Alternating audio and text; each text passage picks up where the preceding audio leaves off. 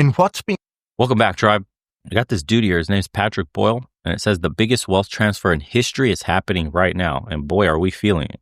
Get into it. being called the Great Wealth Transfer, millennials who got off to a slow start are now expected to become the richest generation in history, thanks to the nearly $124 trillion in assets that they're expected to inherit over the next 20 years from their baby boomer parents and grandparents. In The Missing Billionaires by Haghani and White, they tell the story of Cornelius Vanderbilt, who died in 1877, leaving his oldest son the largest fortune in the world at the time, more than $100 million. Despite the huge returns available to investors between then and now, just 70 years later, the entire Vanderbilt family wealth was gone. No Vanderbilt descendant today can trace their wealth back to the huge fortune Cornelius accumulated during his life. The huge spending and bad investment decisions of the Vanderbilt heirs wiped out the entire fortune. It brings to mind the famous W.C. Fields quote where he said, "I spent half of my money on gambling, alcohol, and wild women.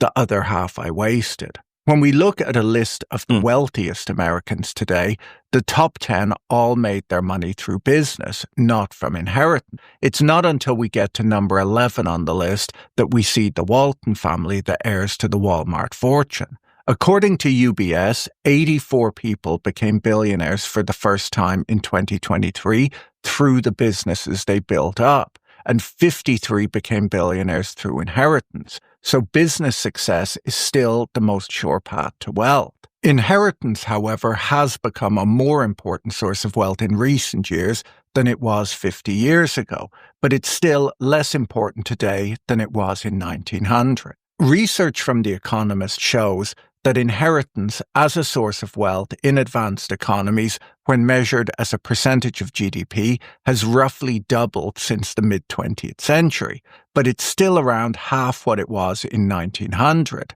There are a number of factors that have driven this change, such as the size of the aging baby boomer generation, the unusual level of economic success that they've had over their lives, and the rise in real estate prices, which began growing faster than inflation in the 1960s. The Economist points out that governments publish very little data on the size of inheritances, so they did their own research on annual inheritance flows for a range of countries. They found that in advanced economies, inheritances were worth over 20% of GDP in 1900 as people passed on vast stock portfolios and estates. The value of inheritances collapsed in the wake of two world wars, hitting a low of around 5% of GDP in the United States by the late 1970s before bouncing back. By the end of the 2010s, inheritances were worth, on average, 10% of GDP. This year, according to their calculations, people across the rich world will inherit around $6 trillion. Inheritances. And that sucks because we're not creating new wealth then. So all of this, they're like, oh, millennials will become the richest. Oh, why? Productivity, output, new technologies, creating wealth out of thin air? No, they're just inheriting it from baby boomers. Otherwise, they'd be broke. Okay. Collapsed after the two world wars, as a lot of wealth was tied up in European real estate, which was destroyed during the wars. High inflation afterwards eroded the value of cash and government bonds. Waves of nationalization and wealth taxes wiped out wealth too. One of the more interesting things that The Economist found in their research was that inheritances relative to national income grow much faster in slow-growing countries than they do in high-growth countries. They found that in the fastest-growing countries like the United States and Ireland, the ratio of inheritances to national income grew the least, while the ratio grew the fastest in Italy, where the economy abruptly stopped growing in the mid-1990s.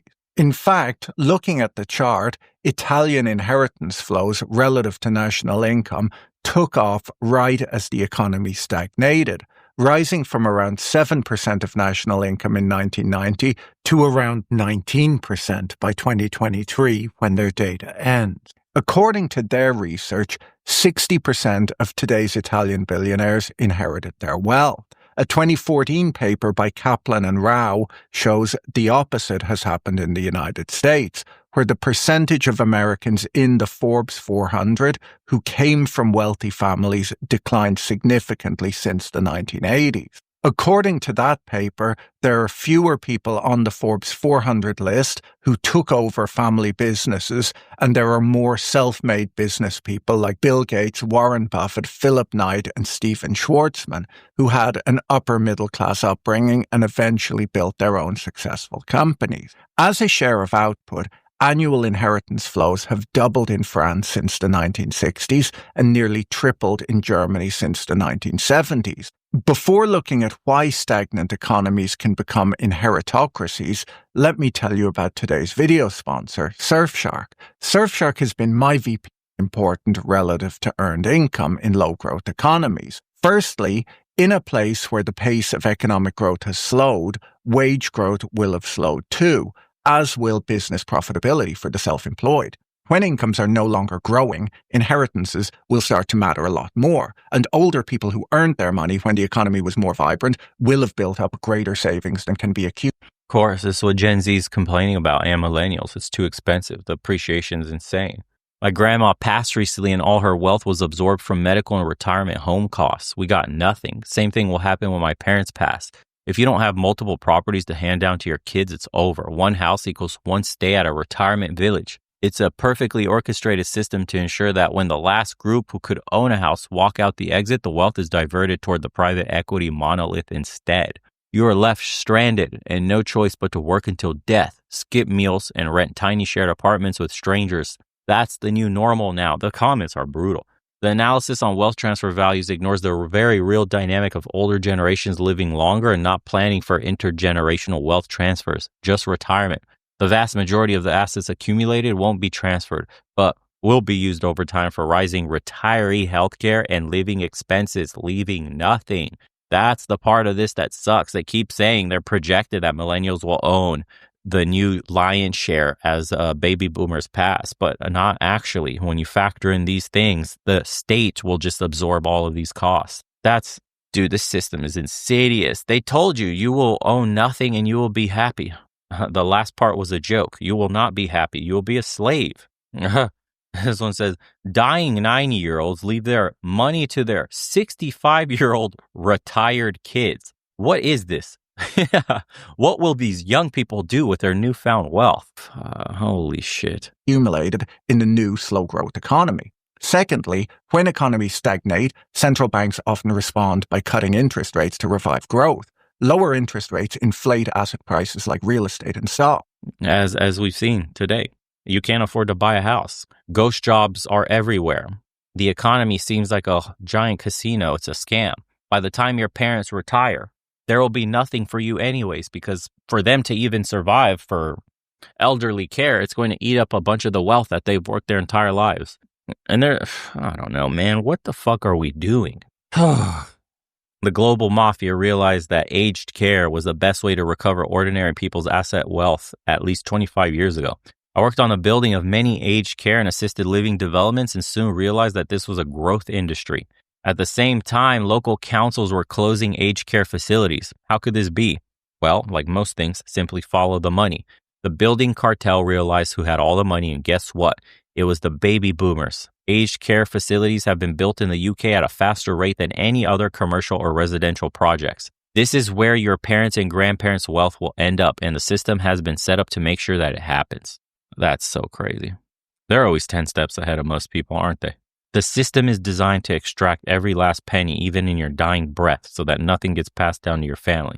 I wonder how much of this social engineering, the kick the kids out by 18, this weird family structure and norms that America is in, where people, it blows my mind to hear Americans say shit like, I haven't spoken to my dad or my mom or my parents in years. I haven't spoken. What do you mean you haven't talked to your parents in years? Me and my parents aren't even that close. I maybe see them for holidays once a year.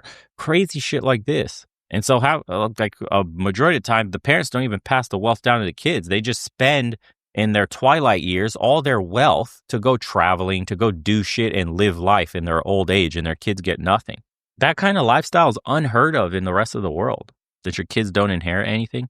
Hell, people mostly live with their parents still. Like in Europe, well, you find people living with their parents up to like 30 years old. It still happens. Or sharing a house with parents is completely normal. Or the grandparents having a big part of your life growing up.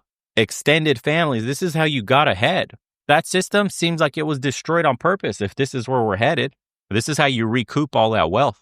If you no longer have extended families, if you're not living with, your parents, grandparents, got cousins, whatever, aunts and uncles with you to accumulate family wealth, truly form a launch pad for your kids, and then keep building assets in the family name, you're done for, dude. You're done. You have to imagine you have to go out into the world, 18 years old, get it on your own, while your family, your parents barely hang on to their assets that they got at a lucky time when they were young, work their ass off, and they're barely making it, and then, or doing well, let's just say. And then you're out there forced to make it in this economic situation, which is absolute dog shit. And then figure it out all by yourself because you're not close to parents, grandparents. What grandparent? Like how many Americans are just close to their grandparents like that? It's wild, man. It's wild, the society that we built. We have disconnected generations. And then you wonder why that family that comes over, for example, immigrants, and they all live together in the house. And I know Americans hate seeing that shit.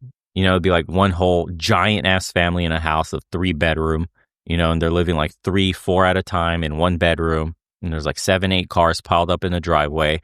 But they're building generational wealth, truly, when they do it the right way and not just like slum level shit. And they move out into better neighborhoods. They launch businesses. They bring in the money. They're saving a ton more.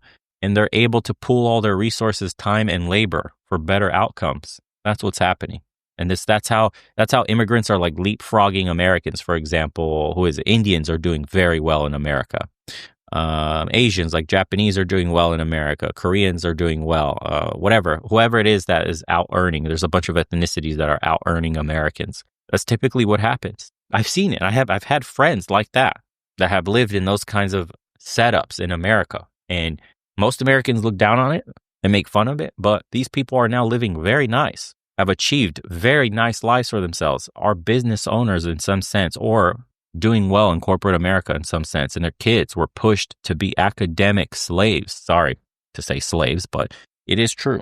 Like they only valued academia. Get good grades. You will be a doctor or an engineer or some shit. You better.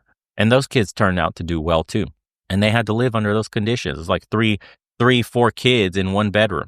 Because that's what it takes to survive in this world. It's insanity, dude. What's the alternative, huh? You're going to be like, the alternative is you have a shitty job. You have nobody to push you to do well in school, right? You're really disconnected from your family. They're worried about their own things and their health and all that stuff. And you went to college and you fucked around, and the job that you were obviously learning towards doesn't exist anymore. And now you have a job that doesn't have anything to do with what you learned in college. And you go to work, you come home, play some video games, maybe go to the gym, go to sleep, rinse and repeat. Wake up, go to work, come back, play some games, whatever. And then that's your life for decades. And you're not able to save money. You probably got a roommate if you're lucky enough to live in a cheap area and afford a place for yourself. And that's a dystopia. You never had the help or the social net you needed to get ahead, like some of these other people do. If we don't start realizing that this is the problem or one of the main ones, and these are one of the solutions, large families, it's only going to get worse. Watch. I'm curious how Gen Alpha is going to fare in all this because the economy is turning upside down for them. Anyways, appreciate you boys tuning in. If you'd like to see more, subscribe, hit the comment button, call it retirement homes. Leave that on your way out. Help us with the algorithm. And as usual, see you on the next one.